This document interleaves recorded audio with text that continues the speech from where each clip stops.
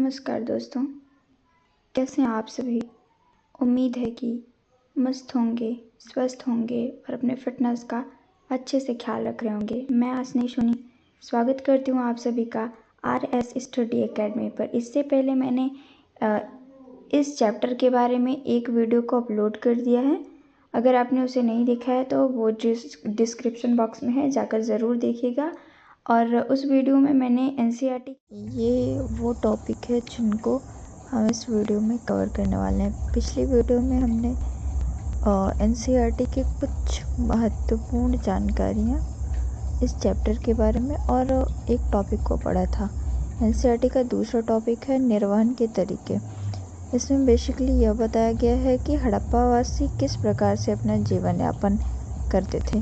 और NCERT का तीसरा टॉपिक है मोहनजोदड़ो एक नियोजित शहर और चौथा टॉपिक है सामाजिक भिन्नताओं का अवलोकन। इसमें सामाजिक भिन्नताओं के अवलोकन में यह बताया गया है कि इतिहासकार किस प्रकार से हड़प्पावासियों के सामाजिक भिन्नताओं का अवलोकन करते थे।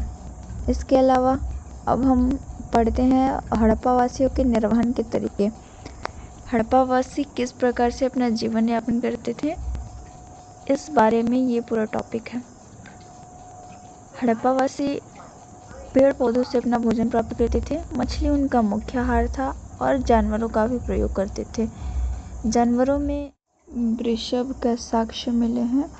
और एक इम्पॉर्टेंट बात यह है कि जो पुरातत्वविद जानवरों के साक्ष्य की खोज करते थे उनको पूरा प्राणी वैज्ञानिक कहा जाता था। और इसके अलावा अनाज का भी प्रयोग करते थे हड़प्पावासी। और जो पुरातत्वविद अनाज के साक्ष्यों की खोज करते थे उनको पूरा वनस्पति के कहा जाता था। ये कुछ इम्पॉर्टेंट बातें हैं। और NCERT में कुछ इम्पॉर्टेंट बात यह भी है कि अनाज के साक्ष्य हड़प्पा सभ्यता से अनाज के साक्ष्य मिले, जिसमें से गेहूँ, बाजरे और तिल के साक्ष्य मिले, जिसमें से सबसे ज़्यादा बाजरे के दाने के साक्ष्य मिले। और कहाँ से? तो गुजरात से मिले। अभी वर्तमान में गुजरात है और उस टाइम का लोथल था। चलिए अब हम जान लेते हैं कि कृषि प्रौद्योगिकी, हड़प्पावासियों के कृषि प्रौद्योगिकी और तकनीकी के बारे में, कि हड़प्पावासी अपने कृषि प्रौद्योगिकी में किन किन तकनीकों का प्रयोग करते थे। तो पहला है बैलों का प्रयोग। हड़प्पावासियों द्वारा बैलों का प्रयोग किया जाता था, जिसके कुछ साक्ष्य मिले हैं, जैसे वृषभ। हड़प्पा सभ्यता से वृषभ के साक्ष्य मिले हैं, जिससे कुछ इतिहासकारों का मानना है कि इसे बैल के रूप में प्रयोग किया जाता होगा। इसके अलावा हलों का प्रयोग। चोलिस्तान और बनावली से मिट्टी के हल के प्रारूप मिले हैं और कालीबंगा से जुते हुए खेत के साक्ष्य मिले हैं, जिससे यह पता चलता है कि हड़प्पावासी हलों का भी प्रयोग करते थे। इसके अलावा औजार का प्रयोग। हड़प्पावासियों द्वारा फसल की कटाई के लिए औजार का प्रयोग किया जाता था। और एक महत्वपूर्ण बात यह है कि हड़प्पावासी कांस के औजारों का प्रयोग करते थे, इसलिए हड़प्पा सभ्यता को कांस युगीन सभ्यता भी कहते हैं। इसके अलावा सिंचाई के साधनों का प्रयोग। अफगानिस्तान के सोर्तुगई से नहर के साक्ष्य मिले हैं और धौलावीरा से जलाशय के साक्ष्य मिले हैं। इसमें से कुछ महत्वपूर्ण बातें हैं, जैसे जो MP बोर्ड में डायरेक्टली पूछा जाता है, 1 नंबर में डायरेक्टली पूछा जाता है। जैसे बनावली, ये हड़प्पाई स्थल था, वर्तमान में ये हरियाणा में है। और दूसरा है कालीबंगन, जो कि वर्तमान में राजस्थान में है। और एक है कि अफगानिस्तान से सोर्तुगई से नहर के साक्ष्य मिले हैं। ये बात भी एक शब्द या एक वाक्य में पूछा जाता है MP बोर्ड में विशेष। सिंचाई के साधनों का प्रयोग।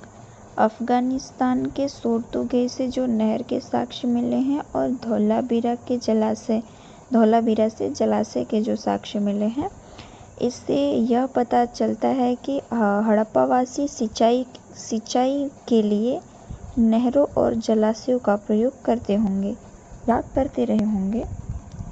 अब NCERT का तीसरा टॉपिक है मोहनजोदड़ो एक नियोजित शहर। इसमें बेसिकली यह है कि मोहनजोदड़ो किस प्रकार एक नियोजित शहर था या फिर किस आधार पर मोहनजोदड़ो को एक नियोजित शहर कहा जाता था। पहला है बस्तियों का विभाजन। मोहनजोदड़ो में बस्तियों को 2 भागों में विभाजित किया गया था। पहला है दुर्ग और दूसरा है निचला शहर। मोहनजोदड़ो में जो दुर्ग था वह ऊंचाई पे बनाया जाता था और यह बस्ती कम क्षेत्रों में फैली होती थी, और जो निचला शहर होता था वह नीचे बना होता था, यानी कि ऊंचाई पे नहीं बना होता था, और निचला शहर जो था वो बहुत बड़े क्षेत्र में बना होता था, बहुत बड़े क्षेत्र में फैला होता था। और दुर्ग में केवल पुरोहित, राजा, इस तरीके के लोग निवास करते थे, और जो निचला शहर था उसमें गरीब, किसान, ऐसे लोग जो थे वो निवास करते थे निचले शहर में। और निचले शहर में जो लोग निवास करते थे उनकी संख्या ज़्यादा होती थी, और दुर्ग में जो लोग, दुर्ग वाली बस्ती में जो लोग निवास करते थे उनकी संख्या कम होती थी।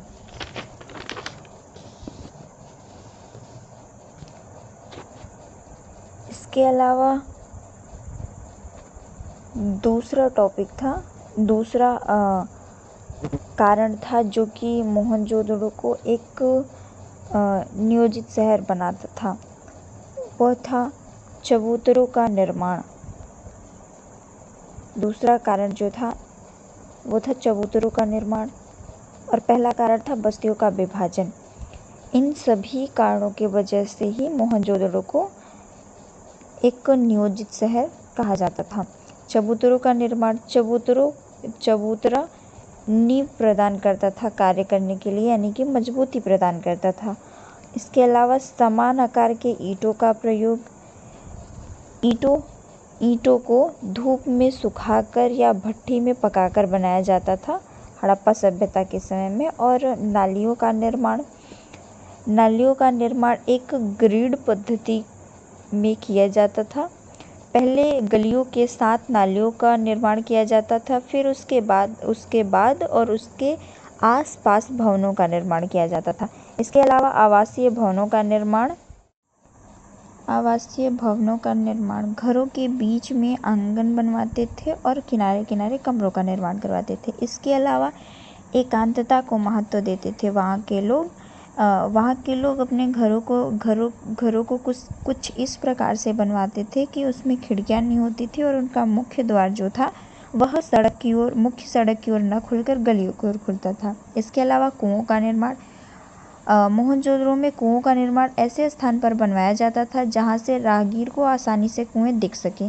इसके अलावा महत्वपूर्ण बात जो है वो है कि मोहनजोदड़ो में 700 कुओं के साक्ष्य मिले हैं।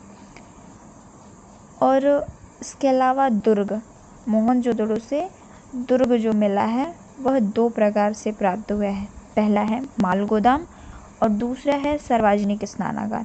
यह दोनों स्थान सभी लोगों के लिए, यानी कि सार्वजनिक रूप से प्रयोग में लाई जाती थी।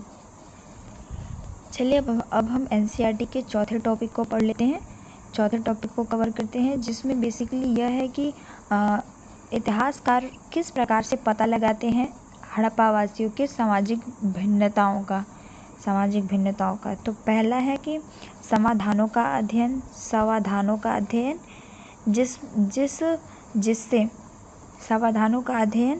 जिस कब्र से ज़्यादा कीमती वस्तुएं मिली होंगी वह अमीर रहे होंगे, और जिस कब्र से सस्ती वस्तुएं मिली होंगी वह गरीब रहे होंगे।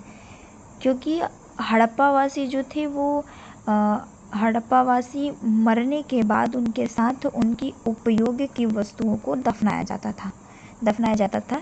इससे वो पता लगा सकते हैं कि जिसके पास ज़्यादा कीमती वस्तुएं मिली हैं वह इंसान अमीर रहा होगा, और जिसके पास कम कीमती वस्तुएं मिली हैं वह गरीब रहा होगा। इसके अलावा दूसरा टॉपिक है विलासिता की वस्तुएं। विलासिता की वस्तुओं को 2 भागों में विभाजित किया गया है। पहला है उपयोगी वस्तुएं और दूसरा है विलासिता की वस्तुएं। उपयोगी वस्तुएं वे वस्तुएं हैं जो रोज़मर्रा की ज़िंदगी में उपयोग की जाती थी, यानी कि रोज़मर्रा के जीवन में उपयोग की जाती थी, जैसे कि चकिया, मृदभांड, सुइयाँ, ये सारी चीज़ें उपयोगी वस्तुओं में आती थी।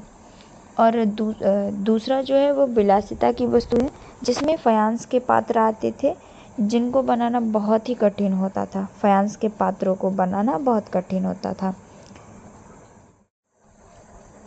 आज हमने एनसीईआरटी के 3 टॉपिक को कवर किया है। पहला है निर्वहन के तरीके, दूसरा है मोहनजोदड़ो एक नियोजित शहर, और तीसरा टॉपिक है सामाजिक भिन्नताओं का अवलोकन।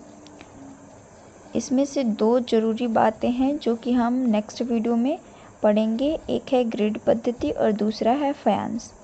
यह क्या है, इनके बारे में हम नेक्स्ट वीडियो में पढ़ेंगे। सो आज के लिए इतना ही। मिलते हैं नेक्स्ट वीडियो में। तब तक के लिए जय हिंद, जय भारत।